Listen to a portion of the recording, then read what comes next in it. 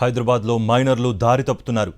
తప్పతాగి రోడ్ల మీదకు రావడమే కాకుండా వారి ర్యాష్ డ్రైవింగ్తో అమాయకులను బలి తీసుకుంటున్నారు. తాజాగా మేడ్చల్ జిల్లా జీడిమెట్లలో కారు బీభత్సం సృష్టించిన కేసులో సంచలన విషయాలు బయటకొచ్చాయి. ప్రమాద సమయంలో కారులో 6 విద్యార్థులున్నారు. వారిలో 5 మైనర్లేనని పోలీసుల ప్రాథమిక విచారణలో తేలింది.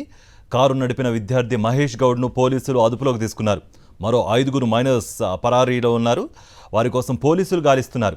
ఈ ఘటనలో కారు ఢీకొనడంతో ఎగిరిపడిన వ్యక్తి అక్కడికక్కడే మృతి చెందాడు. అతన్ని సెక్యూరిటీ గార్డుగా పనిచేసే గోపిగా గుర్తించారు. మద్యం మత్తులో యువకులు కారు నడపడమే ప్రమాదానికి కారణమని పోలీసులు ప్రాథమికంగా నిర్ధారించారు. ప్రమాద దృశ్యాలు సీసీ కెమెరాల్లో రికార్డయ్యాయి. ఇదే అంశానికి సంబంధించి మరింత సమాచారం మా ప్రతినిధి సాయికిరణ్ జీడిమెట్ల నుంచి అందిస్తారు. సాయికిరణ్. కార్తిక్, హైదరాబాద్లో మైనర్లు రెచ్చిపోతున్నారు, తప్ప తాగి యాక్సిడెంట్లు చేస్తున్నారు. దీనివల్ల అమాయకుల ప్రాణాలు బలికొంటున్నాయి. రోజుకొక యాక్సిడెంట్ చూస్తున్నాము. రాత్రంతా తాగడము, తెల్లవారులు వెహికల్స్ తీసుకొని డేంజర్ డ్రైవింగ్తో ఎదుటివారి ప్రాణాలు తీస్తున్నారు. జీడిమెట్ల పోలీస్ స్టేషన్ పరిధిలో నిన్న ఉదయం జరిగినటువంటి ఘటనలో గోపి అనేటువంటి ఒక వ్యక్తి అక్కడికక్కడే మృతి చెందాడు. ఎగ్జాక్ట్గా ఈ రూట్లో ఎక్స్యూవీ కార్లో మనీష్ గౌడ్ తన స్నేహితులు 5గురితో కలిసి మొత్తం 6 ఆ కారులో వస్తున్నారు. మైనర్లంతా కూడా ఇక్కడ టర్నింగ్ చేయబోయి ఇక్కడ ఏదైతే ఈ పోల్ వద్ద నడుచుకుంటూ వెళ్తున్నటువంటి గోపిని ఒక్కసారిగా ఢీకొట్టడంతో పోల్ కూడా విరిగిపోయింది నిన్న.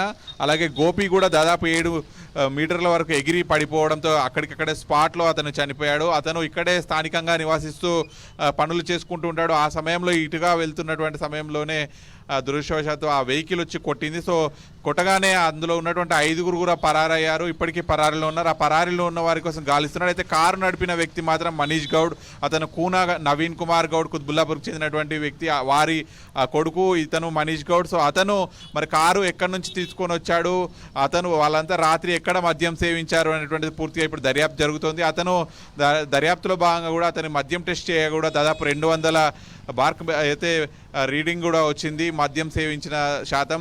సో అంత మద్యం సేవిస్తూ అంత వేగంగా రావడం వల్లనే ఇక్కడ ప్రాణాలు అయితే కోల్పోయాయి. ప్రత్యక్ష సాక్షులు ఉన్నారు.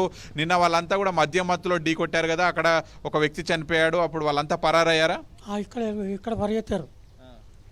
మన అక్కడ ఐరన్ షాపు, నేను ఇక్కడ పేపర్ గురించి వచ్చా.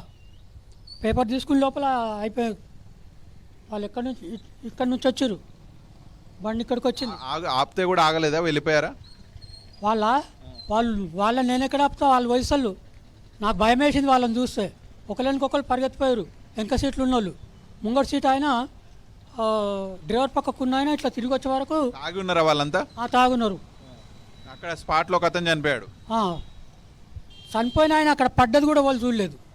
ఇది చూస్తున్నాం కదా, మైనర్లంతా కూడా రాత్రంతా పార్టీలు చేసుకోవడం, తెల్లవారుజామునే వాళ్ళు వెహికల్స్ తీసుకుంటూ ర్యాష్గా నడుపుకుంటూ వెళ్ళడం వల్ల ఇటువంటి ప్రమాదాలు అయితే జరుగుతున్నాయి. ఇప్పటికైనా కూడా రాత్రంతా అయితే ఈ డ్రంక్ అండ్ డ్రైవ్ పరీక్షలు నిర్వహించాలి, లేకుంటే ఈ ప్రమాదాలు పెరుగుతూనే ఉంటాయి. అమాయకులు ప్రాణాలు గాల్లో కలుస్తున్నటువంటి సందర్భాలు మనం వరుసగా తరచుగా కూడా హైదరాబాద్లో చూస్తున్నాం. కార్తీక్.